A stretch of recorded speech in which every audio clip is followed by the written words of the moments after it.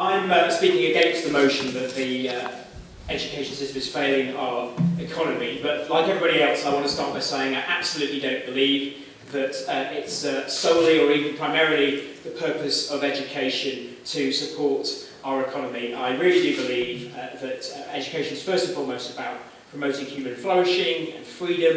It's about our young people growing into good citizens, feeling a sense of belonging in their communities and our country, and having a real sense of what they've got to contribute to our society, and also what they can get from life in the broadest and richest sense. As well as, having the education that will allow them to get a decent job and earn a decent living. And I absolutely believe the two can go together. Now, there are three key reasons why I don't think education is failing our economy. And I'll talk about each in turn. First is, I think there have been some major changes in education in recent years, under this government, under the previous Labour government, that I think have been good for education, good for kids, good for the economy. Second argument is, I think that to the extent education is failing the economy, it's not mainly the fault of educators, it's mainly the fault of politicians. And third, I feel that something really exciting is happening in this city, linked to the whole devolution debate and the possibility of a devolution for education settlement in this great city. So first of all, changes in education that I think have been beneficial. I'll just list a whole load. Lots more emphasis on English and maths in the curriculum, in how pupils in schools are measured. I think that's a good thing. Every kid staying in educational training full-time till the age of 18. A no excuses culture in our schools. So it's no longer acceptable for there to be massive educational failure just because the school happens to be in a more deprived community. I also think, along with that, it's good that we do have things like league tables. I think there's an important role for Ofsted. It may overstep the mark sometimes. But I think having more rigour in the system is really important and a good thing. And frankly, before there was a lot more rigour in the system, the education system was failing a lot of kids and failing a lot of employers. And it was mainly failing poor kids. And I think from a social justice point of view, that is wrong. I think some schools have shown that even in very tough urban areas, with very high numbers of kids from challenging backgrounds, they can still get fantastic education results from those pupils. I met on Friday the head teacher at Perry Beaches Academy in the tough area of Birmingham. 94% of his pupils getting 5 good GCSEs, including English and maths. If his school can do it in a tough inner city area, every school should be able to do it in a tough inner city area. I think the greater autonomy for head teachers is important, including the autonomy for head teachers of local authority schools, more control for heads over hiring and firing teachers, over their budgets and the day-to-day running of schools. I also think, controversially, that having new types of school in the system is a good thing. University technical colleges, studio schools, and yes, even academies, and I'll declare an interest. I serve as a trustee, as an unpaid trustee of one of the big academy chains, Oasis. I think more young people going to university is a good thing. I think Teach First is a good thing.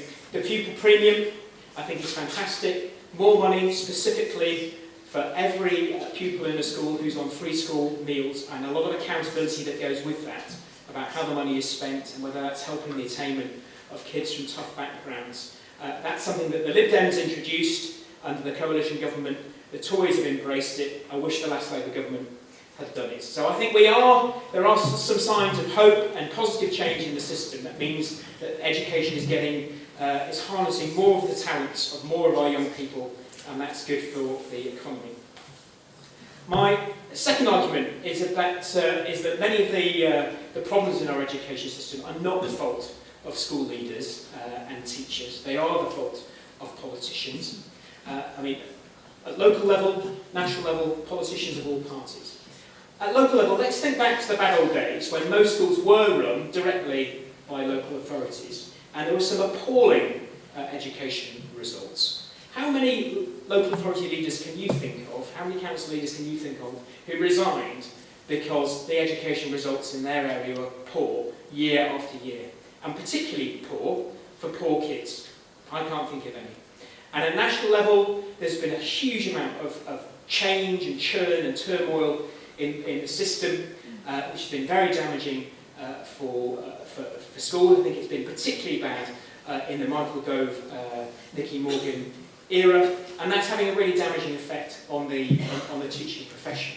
And in my view, the biggest failing of politicians in relation to education is a sin of omission. What politicians have failed to do is make teaching the foremost profession of this country. My view is that teaching should be the profession that the brightest and best graduates of every generation should want to go into, first and foremost. Forget the law, forget business, forget the media, apologies to the Guardian, forget even medicine, certainly forget just going into the city or even the civil service. Going into teaching should be an incredibly attractive prospect for the brightest and best people in every generation, and they should feel valued and supported and rewarding when they start. They should get all the training and support they need to continue in education, because at the moment we have a serious crisis in the teaching profession. Crisis of morale, crisis of workload, crisis of teacher retention, with so many good teachers leaving education in Britain, often going overseas to teach in more civilised circumstances, a crisis of teacher recruitment. So, I really do think that the politicians have failed to make teaching the foremost profession of the UK, and that's what we could and should do. My third argument is very specific to Manchester and Greater Manchester, and it's about the devolution revolution that is just getting underway in this great city. I do think that gives us a chance, and Melissa alluded to this earlier, to shape an education system that doesn't just fail our economy, that not only doesn't fail our economy, but also just fuels our economy and actually does an awful lot of other good besides that.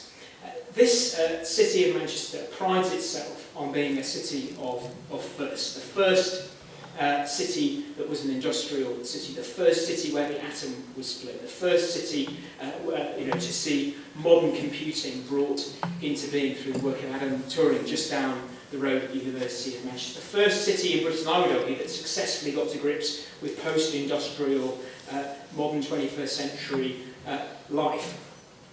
And I think we can be the first city that, if it has the vision and the imagination and puts in the hard work, can make a go of the devolution of education, the whole of 0 to 19 being run in Greater Manchester. I think that here we could actually get it right in so many different ways. We could have a 21st century curriculum that is based on knowledge, but that also gives people the skills they need to get the right jobs, good jobs in the modern economy. I think we could have parity of esteem, finally, between academic and vocational routes for young people, and the freedom for young people to choose. We can have the right balance between some healthy competition between schools, because I think that is necessary, but on the other hand, some proper collaboration and sharing of best practice between schools as well. We can have an education system here in Greater Manchester that values teaching and supports teachers, where we eliminate that pernicious attainment gap between kids on free school meals and their better off peers. I really do think if we get the devolution of education right in Manchester, then we won't just be able to compete successfully with London, which currently has the highest education standards in the country, but we can beat London. And that's what I think we should aim for collectively as a city. So those are the three reasons why I don't believe that education is failing our economy, and I hope you will vote against the motion. Thank you.